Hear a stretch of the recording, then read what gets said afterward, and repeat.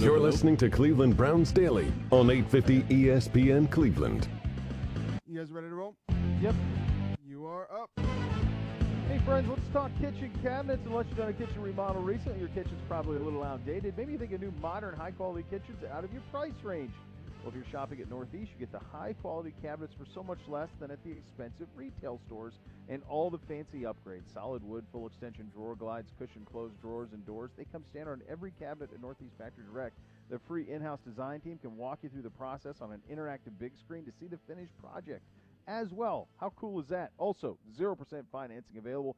Schedule an appointment today. Check them out, West 140th Street in Cleveland, Lakeland Boulevard in Euclid, Freeway Drive in Macedonia, or shop them online anytime at northeastfactorydirect.com. Great to have Myles Garrett on the show. Of course, Myles appeared on CBD via the Fifth Third Money Line, Fifth Third Bank, making Cleveland Browns Daily a Fifth Third better. And during that interview, the news broke from multiple people that Kareem Hunt was signing an extension.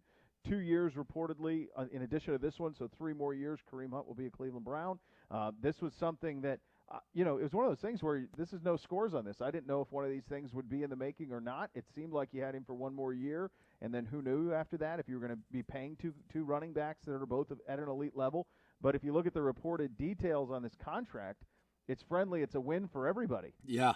Huge win. It's a huge win. Kareem Hunt, as you pointed out, it was a third-round pick, and so this is his first opportunity to cash in. And again, it's a change in how this organization is doing business, retaining its talent, and it's also a change in that people want to be here. And I'm sure Kareem Hunt could potentially have had a very good year. I know he's going to have a good year, but could have fetched maybe more on the open market, but said, you know what, I want to tie myself here. This is where I'm from. He posted the following on his Instagram. He said, Cleveland has always been home to me, and putting on the orange and brown has been the dream growing up.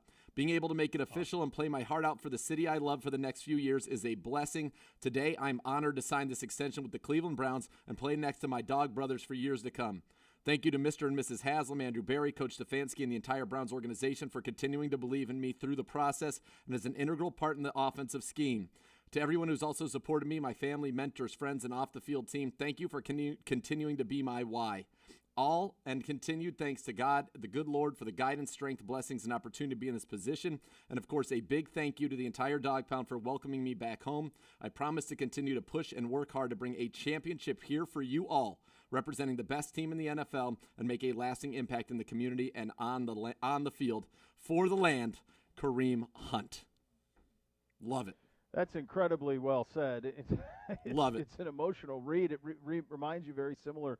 I'm not suggesting the impact, but it reminds you of what it meant for LeBron James when he came back to Akron and coming home and what those things would mean. It's different in football, obviously, than basketball, not comparing the two other than just 2 Northeast Ohio guys whose dreams were to bring championships to Northeast Ohio.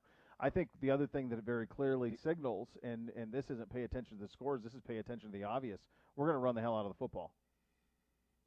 Yeah. There's no doubt we're going to run the heck out of the football, and it is that simple, and it makes a lot of sense. Now, Myles is saying, look, you don't forget how to tackle people.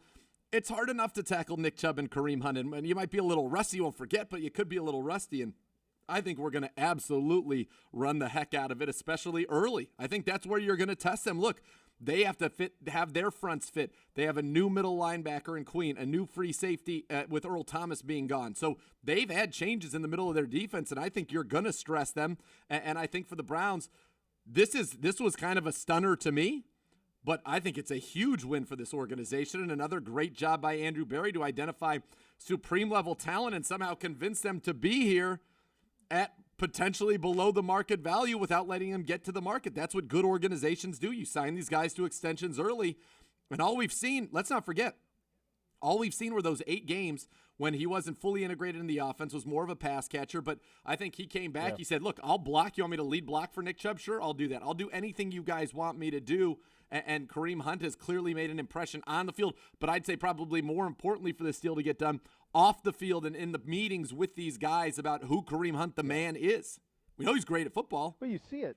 Yeah, of course you do. Because we were, we were able to see it in, go to camp, and we were able to see just what an integral part of the team he has. But I think in the last episode of Building the Browns, where they had him mic'd up, I think you got a real window kind of into how important he is to this roster, to this organization, what he means to his teammates, how much he's beloved by his teammates.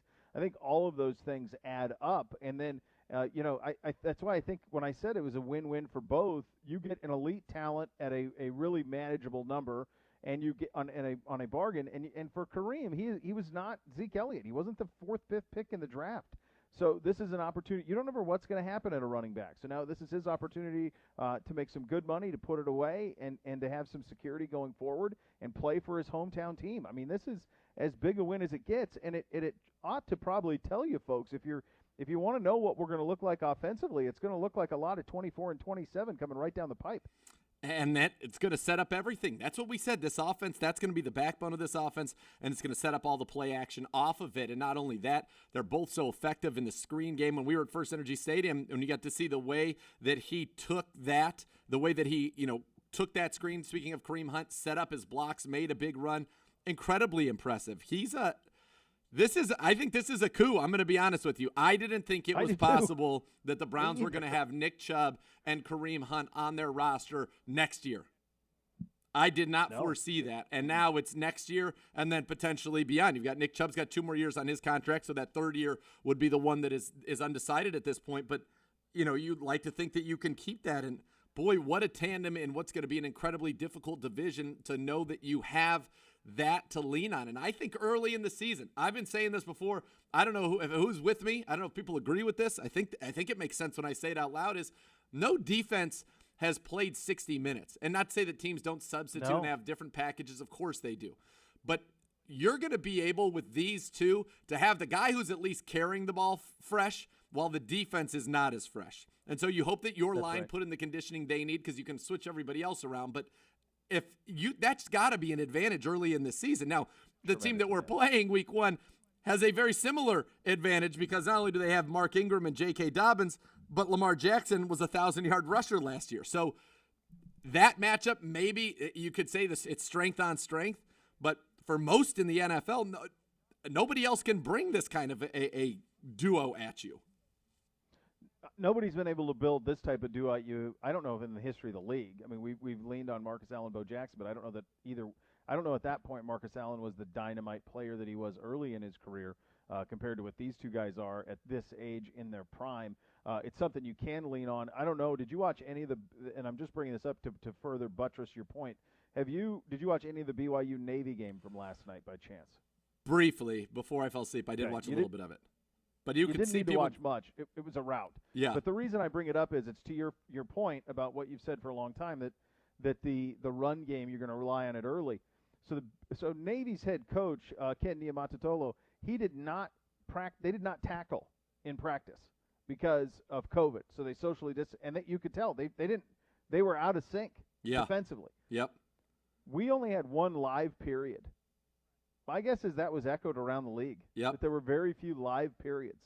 So now all of a sudden, if you can run 24-27, 24-27 over the course of a game at defenses that aren't practicing or haven't practiced live tackling, that seems like a recipe for some pretty good success. Yeah, it seems like a win. It seems like a real win for you. I agree. And then once you get into the point where they've got to really step out and they've got to really, try to stop that run, sell out to do it, that play action all